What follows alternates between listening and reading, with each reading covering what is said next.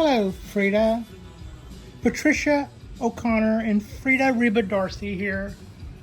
And it's been a year. Oh my God, what a year. I thought since basically I'm chicken post and I did a bonsai tree a year ago, and that tree was, that little starter was my reintroduction into a hobby that I hadn't visited since I was 17 years old, maybe 16. I'm now about to turn 62. So it's been a minute, but you know what? It's been a good year for bonsai, if for nothing else. And a year ago, I took a white Japanese Wisteria, this one, and I planted it in a topiary pot, and I put it in some really moist water retaining soil, which I nearly killed it by overwatering it. After that, got white flies the whole bit. So lucky for me, wisterias would tolerate being repotted at the wrong time of the year. So that, and I probably shouldn't have. All I had to do was just not water it for a week. But it went from sopping wet to dropping leaves in like a half a day. I'm like, I never know how to get this balance right. So I put it in Akadama or some bonsai soil, and the problem took care of itself. Anyway, so that's basically pretty much my first bonsai tree, and it bloomed this year. But, you know, I knew that since this was a Wisteria clone, that it wasn't exactly going to look like a convincing tree. If it was a pretty thing blooming in a bonsai pot, and it is, it wasn't going to be a convincing tree for a minute. So I thought, well, I would like to have something that says that I am back into bonsai, that I have a proper bonsai tree. So I ordered a couple of little tools, because that makes you feel good when you got the toys to play with. And I went to, I think, Brussels, and I got this box tree. I knew that when I got this box tree that for some reason I wasn't going to be happy with it, but I didn't know why. And when I got it, the reason I wasn't happy with it was because the trunk looked like a mature dwarfed tree until you get up there where it looked like it was straight cut, just like a broomstick. And all the foliage was kind of combed over in front of it so that you couldn't see that chop unless you like moved your head. But most people do move their head, so it was pretty obvious. Which means I had no problem going all Pulp Fiction on it with the pliers and the cutters and the knob cutters and the root splitters. And I kind of carved it into a what looked like a vampire spike, and by the end of the summer, it had recovered. I mean, I actually thought I had probably killed it. When I was looking back at it, I went, "Yeah, you went kind of nuts on that," but it recovered. And I mean, if you saw what I did to that thing, that actually looks pretty okay. The right side of it was where I had like torn and ripped away the trunk on the right side of it. That took out the right side, so it had no balance. So I thought I would let the bottom limb grow a new top that would run perpendicular to the trunk to try to fill in that side. And then later I learned that that's called cathedral style.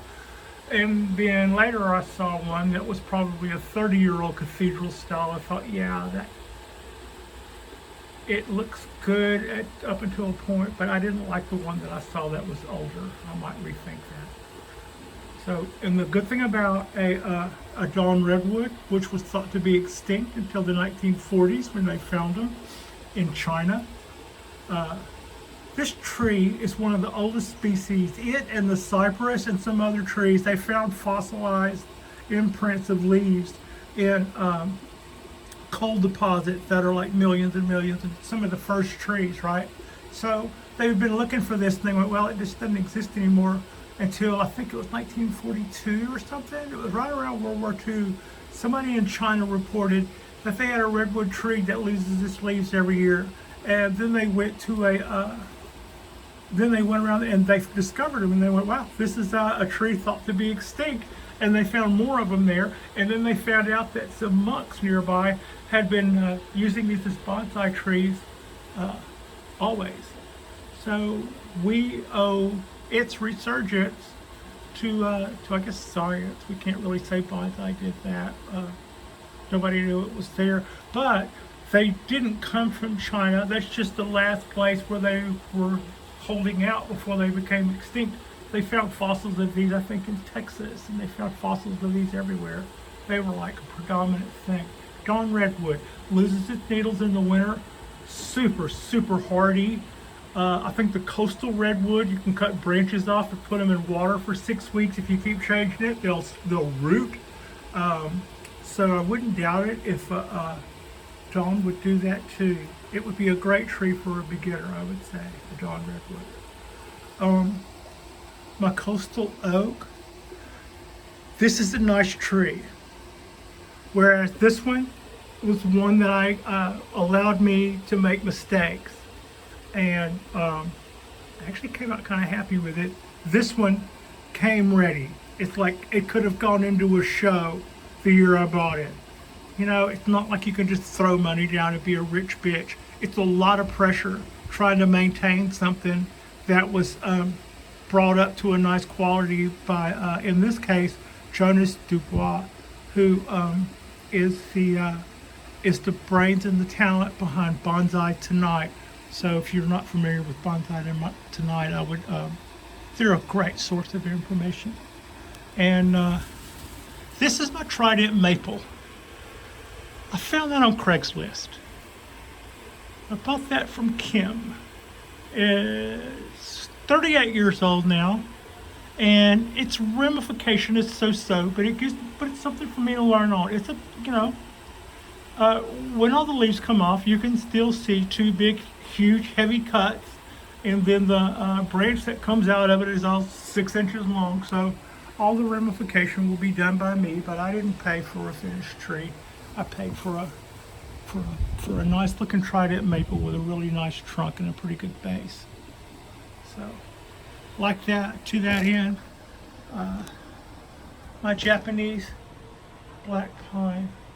I just did my first decandling of this Japanese black pine, and now I'm sitting back and waiting for it to show me all the candles I missed. Some of you probably are old hands at this point, are probably looking at this and going, I see them from here, Patricia. I don't. That's what's the beauty of being ignorant. Right now, I'm just glad it's not dead. Another tree where I believe this tree is 75 years old. I'm the third person to be responsible for its upkeep, and to me, it's a large responsibility to try to keep this beauty going. And yeah, I'm really honored to get to take care of it. And about, let's see, 11 months ago, I bought this from Johnny Cedar here in the Bay Area. I'm trying to, Roadway, Highway, I forget the name of his bonsai store, but it's a store that's a bonsai nursery that had been there since probably the 70s or 80s. Roadway, maybe. Anyway, Johnny Cedar's a pretty well-known guy in this area for doing trees, and this is the Cork Bark Oak. I loved it because of that base and that texture and that bark. But whenever I found the tree, they were already sort of closed for COVID, and this guy looked like it had been put on the back burner. It had quite a bit of dieback, and so I thought I negotiated, but knowing me, I probably talked him up. But I didn't know what I wanted to do with the tree, except for it looked like it needed to be repotting. It was the wrong time of year to repot it, so I didn't want to do that. but I just wanted to kind of like feed it, water it, take care of it. And the one thing it had going for it was it had tiniest little, almost like Yopon, little Tylenol shaped leaves, really tiny leaves. And as soon as I started throwing water and feed to it, those leaves got huge. So it bounced back, which is what we wanted it to do. And I guess I'll have to learn more about making those oak leaves smaller again somewhere down the line. But right now, we've got a lot of ramification to come back on. When I got it, the smallest, the lowest branch would have been this one, and it was an elbow at the time. A lot of the branches were elbows. I mean, it was stuff that was just dying back all over. So now it's busting out. It looks kind of like it's really top heavy. And a lot of the stuff that needs to be cut back to like 4 inches, if I cut it back, it'll look really skimpy. So I'm letting it give back to the tree until fall, and then I'm going to cut all of that back to its proper size, and then next spring those will all fork off, and you know, we're 5 years away from having some ramification. But unlike this time last year, I just did what I needed to do. If a branch was growing down, straight down, cut it. If it's growing straight up, cut it. If it's crossing another branch, cut it. If you've got more than one branch coming out of one place, you could maybe have 2. If you've got more than that, decide and cut them. So I just did that, still not knowing what I wanted to do with it, but I named it Log because it was so sparse looking. It's still sparse looking. The new lower branch on the right, I'm going to allow that to grow out, and basically that's what I figured out between this time last year is what I'm trying to say. I'm going to let the whole tree fill out more while still trying to keep the base of the trunk fairly exposed. It's not going to be like nothing to there and then one thing and then nothing to the top the way I found it. I don't know what the original plan was, but I bet it had died back to a point to where I didn't know. But now I know what I want to do with it. This is a Chinese wisteria, and I got it as a bonsai starter on eBay. It's probably a 12-year-old plant. I put it in a pretty nice bonsai pot. Yeah, this came from Ryan's place. That's like $100 bonsai tree in a $600 pot, but that's okay. It still looks nice. They go well together. I'm not ever gonna let anything happen to that pot. I love that wisteria. I'm okay with that. That's what I'm saying. This was a rookie move. The first year you go, oh, I'll put this in this, that'll be beautiful. Well, yeah, I've got like a great bonsai pot and a pretty mediocre starter in it, but that aside, I have a vision for that, and they'll be great together. So yeah, I'm good with it. This is a bougainvillea that I just ripped up from some of those guys down there, and that's going to be, and I put it in that about 2 months ago, and as you can see, it's already got little shoots coming out all over it, so it's kind of happy. But that isn't something that y'all been seeing for a while. This guy, these guys, as far as starter bonsai projects go, these guys are something that I probably already enjoy in much the same way that I would enjoy a finished tree. And until a month ago, or until about 3 weeks ago, they were sitting right there where that Japanese black pine is. But I could never get to this side of them because that was hanging off 4 stories, a long way down there. But I moved them down here, and I put them on my cinder block base, and now I can go and work all the way around the side. And I was concerned about them only getting ambient light from then on. I've gone on and on about my lighting situation. Basically, that rail, the white part, the painted part, stays in the light, and the part that I built, in and out, depends on time of year too. But the farther back from that white you go, the more likely you are to be out of the sun at some part of the day. is what I'm trying to say. That white rail that belongs to the manager is hogging all the sunlight space. The greedy bastard. So when I brought him down here, I thought, well, cypress trees grow in the shadow of other cypress trees. So until the one gets to be King Daddy, they're all growing in Big Brother's shadow, so to speak. I wonder how bad that'll be, but all the while I knew I had this guy, this fluorescent.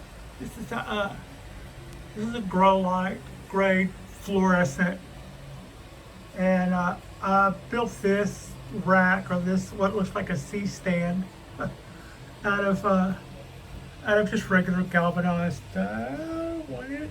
That's 1 inch pipe and fittings, and I tried to make something like that out of PVC, but it ended up being 4 legs, huge. I couldn't walk around it or work around it, so I've got enough PVC for another 10 DIY projects. I'm so not a DIY. I like art, but I am not a arts and crafts person. Anyway, the cypress trees. I love these guys. They are a worthwhile project, and I did the final top chop on the big fat one, and that part that we're centered on now, that is, as of this year, going all the way up, all the way up, all the way up, all the way up. So both of those little trunks where I've done that V cut have got the leader that I took up from there has gone about 16 to 18 inches each a piece. So and it's July 6th. So I think the light's going to be enough for them to keep going. That's enough light to grow plants. So I think that light will be good. There's probably ways to hop that up too if I need to. But those bulbs say they're Spectralux. That's in film, Spectralux was a pretty good bulb. So I'm pretty happy with this project. If you're going to have a bonsai starter project, I think this is about as impressive a starter project as you can get. I think I've learned a lot this year. This apartment complex has a lot of pine trees and a lot of maples in its landscaping. So every year and a lot of oaks. So every year when the little oak trees and the little maple trees all start popping up from all the seeds going everywhere, I'm like, wow, those would all be great little, you've got an endless supply of little trees everywhere. But then the guys come through with the weed eaters and just mow them all down. And if you pull them up when you see them to keep them from doing that, like I did here, they almost always die. We'll see. That's a little oak. That's a little coastal oak. I've got a couple of those. And like this one. Like that.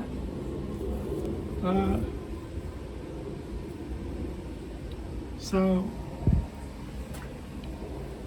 I've learned that just because something is about to get mowed over by the weed eater, that doesn't mean that if you pull it up, you're not just going to be the one who gets to kill it. That's one thing I've learned. The other thing I've learned is that this balcony is producing a lot of wind burn. I mean, cypresses are kind of known. People describe this red color in them, but I also like that effervescent green that the leaves do, that the fronds do. I don't know if y'all can tell or not, but the last time I was showing y'all this, I was saying just how much I love this little tree, and it has grown so much in the last couple of months since I did that view. So I've learned that you don't have to have 1,000,000 years invested in a tree for it to bring you bonsai joy. And I've learned that you can watch enough videos to figure out what you should probably be doing with your Japanese black pine, and that plus time will cause you to do it right. Otherwise, don't overwater it and don't not water it, and you probably won't kill it. I've learned not to throw $100 plants in $1,000,000 pots. Although I'm not gonna say I hate that because I don't. I think it's pretty. And I've learned. What else have I learned this year? That everything in yours. That you don't have to own a bonsai tree to enjoy how beautiful it is. I have had more fun just flipping through YouTube videos. You know, next thing you know, it's 2 or 3 in the morning, and I'm looking at somebody's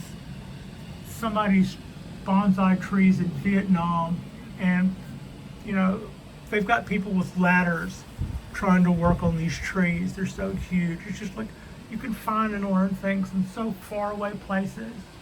And no matter what, we always have the same little connection, the same little enjoyment of bringing a little bit of the outside world a little closer to us. So yeah,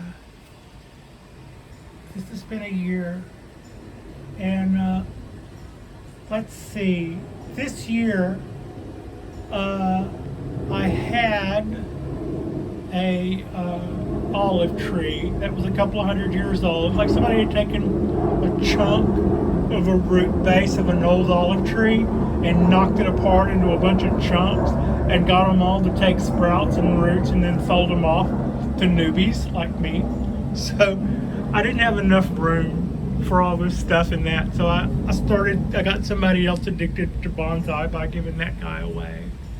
I found a tree growing along a cyclone fence in a construction site, and the fence was being ripped out. So again, I thought, well, it's me or nobody. And I looked down at this little tree, and it had a huge trunk. And I looked at all the vines wrapped up in the cyclone fence, and I decided it was a mulberry, and that it was going to be hard to kill, and that the sand it was in was going to be kind of easy. So I dug down with a small shovel and then grabbed the base as far down as I could, and I yanked as hard as I could, and I almost cut my wrist. I mean, somebody drove by in the car and went, "Are you okay?"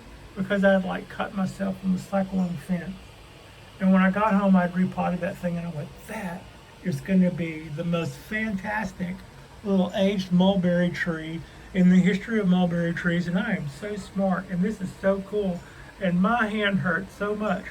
Well, later I figured out that what I had actually ripped up was a coastal oak, and there was just so many vines in there that, yeah, there was dried mulberries in there, but there was also, because I'll walking the dog again later, I'll look at the rest of the pieces of it that were still stuck in the fence. And there was also oak limbs that I had cut back whenever I was trying to get free from the fence. So basically I had killed a really cool oak tree by thinking that I had something that was almost unkillable, like a mulberry. So yeah, that's one thing I learned, not to do that, not to think your tree is one thing and that you can get away with some BS when really you should have just taken your time and really tried to, you know, there was no sense from that. I probably would have, since it was an oak, I probably would have killed it anyway, because they don't like having their roots messed with. But by thinking it was a mulberry, I actually thought that I had something that was really, really hardy, and that wasn't the case. And also, this spot is where a maple lived. I got too big for my britches.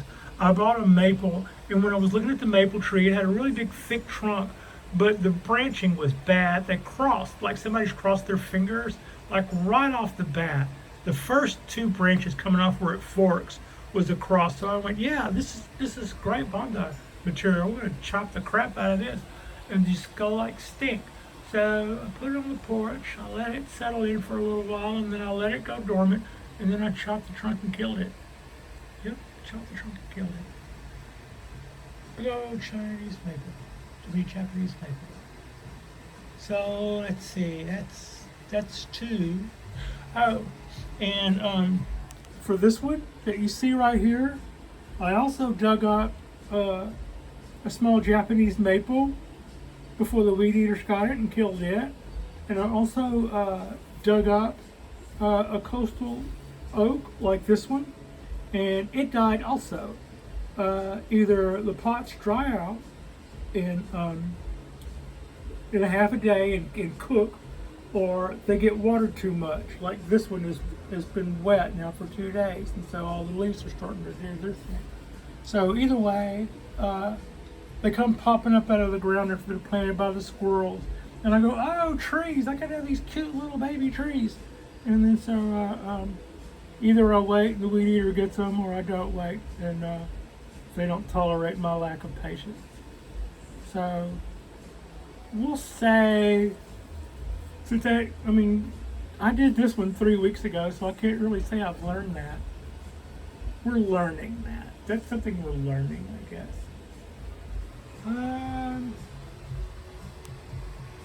Maybe I should just take one of these little pots. See, it's when I walk the dog in the morning, when I walk Frida, is when I see these, and they're growing up in a thick bed of irises. So the weed eater guy comes through there and kills everything that isn't an iris. And that's when I see those. So maybe I should just take this, next time I'll just take this little bonsai tree, or this little bonsai pot with some akadama in it, and put them down there in the irises and wait for a squirrel to just plant it for me. So yeah, I guess that's it. That's about what I've learned in the year. You know, I hear a lot of people who, when they first get into bonsai, I was driving Lyft this summer part of the time. I was a frontline gal for a minute, and I would talk to bonsai trees to different people, and I would hear a lot of people go, "Yeah, I could get into that. I could see starting one from seed," and you know, there's nothing wrong with that. Years from now, you'll have this, you know, a tiny little tree. But you could also go to a nursery and buy something that's 8 years old for about $30. I mean, that's a great start. It could be, you know, well on its way in a year or two, and you could still have those seedlings. So that was kind of the approach I took. I started something that would be a pretty thing in a bonsai pot, but wouldn't be a convincing tree for years. And with that underway, I then set out for something a little bit more now. I mean, I am 62. I'm not going to wait forever for something to be a bonsai tree. But I have also started some stuff for you kids for later. Hopefully, somebody will always see that this is a worthwhile project. So yeah, what a year. Thanks for watching. In the upcoming year, for this next year, I plan to step this up a little bit. Not sure exactly what all that means, but I will probably incorporate a real camera and stop using my phone. And and maybe a little bit more formatted to where I can edit and stuff. Right now, I'm just turning it on. If something goes wrong, I just start over. I'm not editing or chopping up or, you know, hacking together any of the pieces of this. I'm just turning it on and talk for a minute. Or in this case, 29. But it has been a year. Thanks for watching. Like and subscribe. Upward and onward. All that stuff.